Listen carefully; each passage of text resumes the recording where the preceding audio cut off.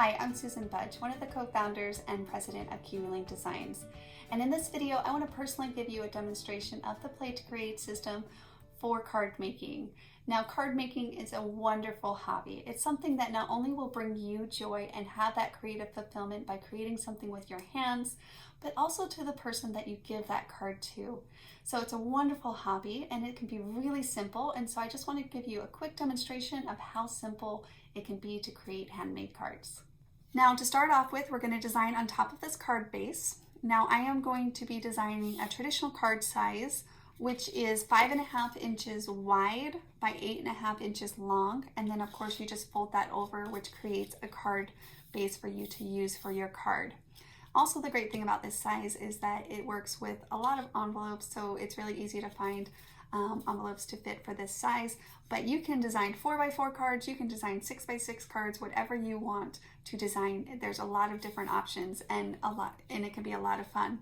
Now, I am going to be using some designer templates from our Frolic Tiny Border set and our Tiny Springtime set. And the way that the Play to Create system works is we design first, so it allows you to just basically play. And keep that in mind. Really, you want to play, and you just want to play and create, and you can layer them together, and it can be a lot of fun. Now, since I am doing a 5.5 inch card, then I would just go to the 5.5 inch mark, and that's what I will know to use in my design.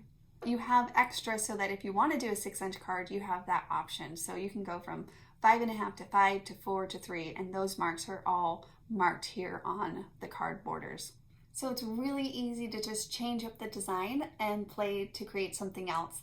So I always recommend that you just play for, 2 to 5 minutes and just see what you can come up with, and then choose one of the designs that you liked the most out of what you've played with.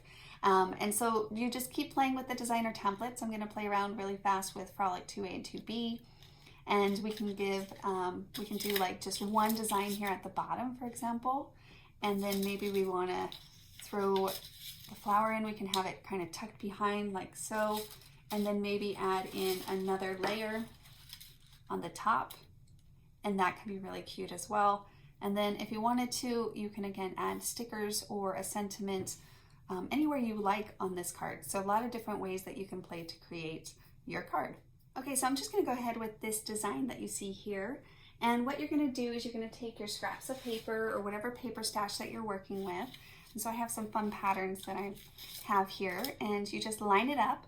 And since I was only doing 5.5 inches, I'm just going to go to that 5.5 inch, and I'm going to trace this border out. And once you have it traced out, you of course can replace it.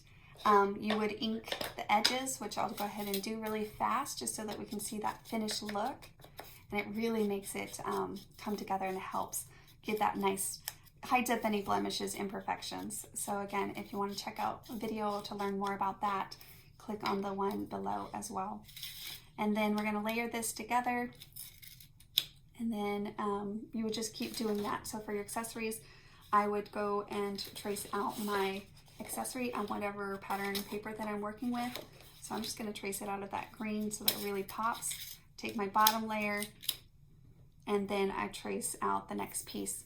Now, if you would like, you can take a picture of your design before you start moving the pieces, maybe like with your phone or something, so that you use it as a reference. I have seen others do that. Now, if that's personally something that would be helpful for you, then I recommend doing that. And then of course you always just cut that right out of that piece of paper, detach it, and then I just cut that design out. And first I'm going to go around the edges really fast, and then I'm going to go inside each of those petals. And you just go one way. Well, this is how I do it. When I'm cutting out more of these circular shapes, then I just tend to cut one way, and then I'm going to go back the other way. And again, if you are not exactly on that pencil line, I promise that inking is magical. It hides it all. So you'll just want to ink those edges, which honestly just give it that nice finished look anyways. So personally, I inked everything, whether it's hand cut or not. I add a little ink to it. Okay, so let me go ahead and ink those edges. And I'm just gonna add a little ink, and using the dauber really helps with these smaller designs as well. Okay, and then we'll add that, and then of course you would do that with the next layer, well, for as many layers as that you would like. Now, if you are a card maker but you love to stamp, then I want to show you something else that's great about the designer templates. They are clear, so if say you had stamped on a piece of paper, so like I did here, I just stamped on best wishes, and then the designer templates are clear, so if we wanted to add, say, this little design to our card with a stamp, or however you want to add that to your card, basically what we would do is we would just place it right over, and then we can adjust it and align it as we'd like. You can see through the designer template, and then you could trace and of course cut that out. So you could add that to your card, and then of course we would want to trace out our other flowers. So let me go ahead and do that really fast. That way we can add that to our card as well. And then we're done. We just created a card from start to finish. We used very minimal scraps of paper. And of course they ended up being just really nice, clean look.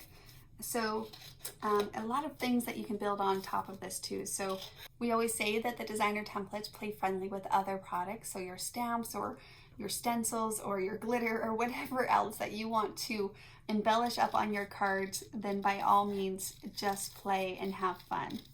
Okay, so I just cut that out. I'll probably add, I don't know, a little circle or a button in there in the middle there. And honestly, I think the way that we designed it, we had this one behind and allowing that border to kind of peek through just a little bit more, and then that one layered on top, and then we could place that down here or something like that. So really simple and easy to do, and then of course you just adhere it down to your card base. I hope that this has inspired you to pull out your paper stash or your stashes of paper, or maybe you're just a beginner getting started with card making. It's really not that complicated. With the few basic tools, you can create some really cute cards to give to those that you care about and that you are thinking about. And thank you so much for watching.